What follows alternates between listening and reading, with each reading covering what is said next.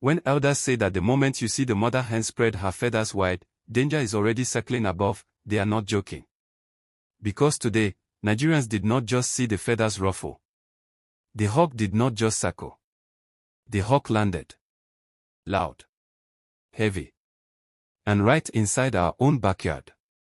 And this time, it did not come empty-handed. As you are watching this, what many first thought was just another diplomatic stopover has officially been confirmed as something far bigger, far deeper, and far more serious. A massive United States military aircraft has touched down on Nigerian soil in Abuja, and according to the U.S. Africa Command, it came carrying what they carefully described as critical military supplies for the Nigerian armed forces. But let us be honest with ourselves. Nothing about this is routine. Nothing about this is normal. This is breaking news, and it is happening on Tuesday, January 13, 2026. And from everything we are hearing, this is not just a delivery. This is a message. Just weeks ago, during the Christmas period when many families were trying to survive the holidays in fear, American drones and fighter jets were already raining missiles on the Tangaza and Isa forest in Sokoto State. Explosions in the bush. Fire in the sky. Confusion on the ground. Now, barely weeks later, the Americans have moved from remote warfare to physical presence.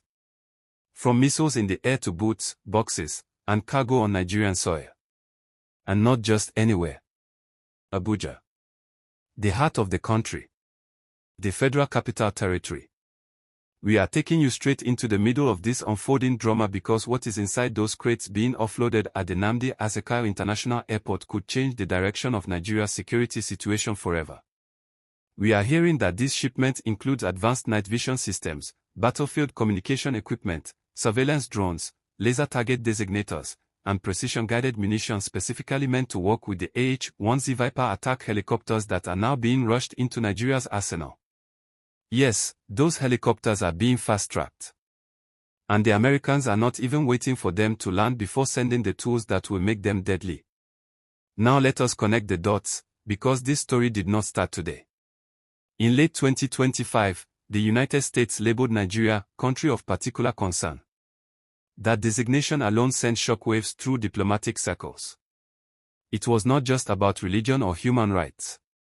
It was a warning shot. And President Trump made it very clear, if Nigeria could not contain its insecurity, especially in the Northwest, America would not sit back and watch another crisis spiral out of control. Fast forward to now, and look at what we are seeing. U.S. drones already operating in Nigerian airspace. U.S. jets already firing missiles on Nigerian territory. And now, U.S. military cargo planes landing in Abuja with hardware that can coordinate air-to-ground strikes in real time. This is not assistance from a distance. This is involvement. Sources on the ground are saying that this shipment directly addresses one of the biggest failures of the December 25th airstrikes. Yes, bombs hit targets. Yes, camps were destroyed. But once the smoke cleared, many of the bandits melted back into the forest. The ground troops did not have the live intelligence to chase them down. No real-time tracking. No precision coordination. Just fire from above and uncertainty below. What arrived today appears to be the answer to that problem. Tools that allow a soldier hiding in thick bush to mark a target for a jet flying miles above. Gadgets that allow commanders to see movement as they happen, not hours later. Equipment designed to turn airstrikes into complete operations, not half-finished missions. And here is where it gets even more interesting. Just 5 days ago, on January 8, 2026, Nigeria's Chief of Air Staff, Air Marshal Sunday Anek, was not in Abuja. He was in San Diego, California. Sitting across tables with U.S. officials and representatives of Bell Textron. The mission: to speed up the delivery of 12 AH-1Z Viper attack helicopters. That meeting now looks less like a routine procurement visit and more like part of a carefully timed sequence. Think about it. Helicopters are coming. Ammunition is arriving first. Support systems are already here. Logistics are being set in place. This is preparation. This is planning. This is not improvisation. The Americans are sending a clear signal: they are taking the war in West Africa seriously now. very seriously. To them, the rise of the Lakurawa group across parts of Sokoto, Zamfara, Katsina, and Kebbi is not just Nigeria's problem. It is a potential regional explosion. A spark they believe could grow into something far worse if not crushed early. They do not want another Afghanistan. And they are pouring resources into Nigeria to prevent that scenario. But let us slow down, because there is another side to this story, and it is not comforting. This gift is not free. It never is. Power does not give without collecting. The plane that landed in Abuja may be carrying weapons, but it is also carrying conditions. Unwritten rules. Quiet agreements. When a country is labeled a country of particular concern and then suddenly receives military hardware, you must ask yourself who is really in control of the trigger. Are we still calling the shots, or are we renting security at the price of sovereignty? Already, we have reports of US surveillance assets operating with little public explanation. Now we have American military aircraft delivering supplies directly to Nigerian forces. Partnership is one thing. But occupation does not announce itself loudly. It creeps in quietly, one agreement at a time. And then there is the uncomfortable truth coming from the field. Reports from humanitarian groups earlier this week revealed that while the Tangoza strikes destroyed camps, key leaders of the Lakurawa group may have escaped. Some sources claim they were alerted early, possibly by the sound of surveillance helicopters. The big fish slipped away. Again. So the question becomes unavoidable: if the last wave of advanced technology could not finish the job, would this new wave succeed?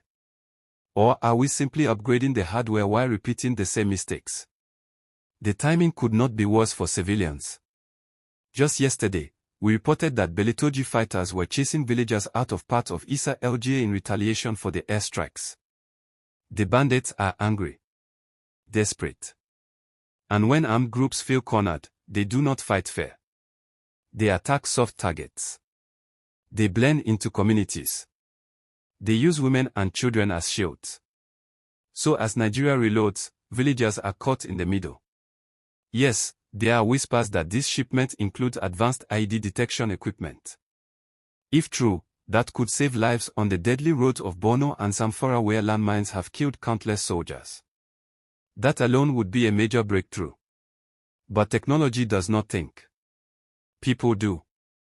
And tools can protect, but they can also destroy indiscriminately if misused. The real question is not whether these weapons are powerful. The question is whether they are precise enough, disciplined enough, and guided by intelligence strong enough to tell the difference between a terrorist and a farmer trying to survive. That is the real billion-dollar question. As those crates roll off the plane in Abuja, one thing is certain. 2026 will not be a year of speeches and press releases. It will be a year of action. Kinetic action. The government is tired of talking. The Americans are ready to engage. And the bandits are not backing down quietly. For the ordinary man in Sokoto, Zamfara, Katsina, and Kebbi, the prayer remains simple and heartbreaking: when elephants fight, let the grass not be destroyed.